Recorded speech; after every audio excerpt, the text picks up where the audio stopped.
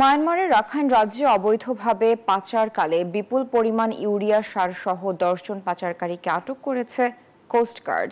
শুক্রবার coast guard media কর্মকর্তা lieutenant commander HMM Harunur Rashid তথ্য জানান। বলেন, তাদের জাহাজ তাজউদ্দিন সেন্ট মার্টিনের ছেড়াদ্বীপ এলাকায় একটি ইঞ্জিন চালিত সন্দেহজনক কাঠের বোট দেখতে পায়। পরে বোটটিকে আটক ও তল্লাশি করা হয়।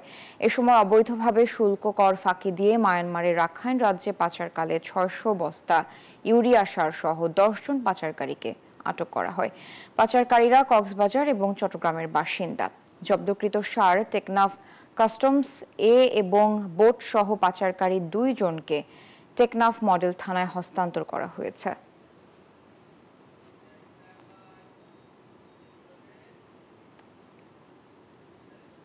বান্ডেল থাকলে প্রতি সেনমানিতে টাকা বাঁচবে। বিকাশ সেনমানি বান্ডেল কিনে জিতুন প্রতি লেনদেনে।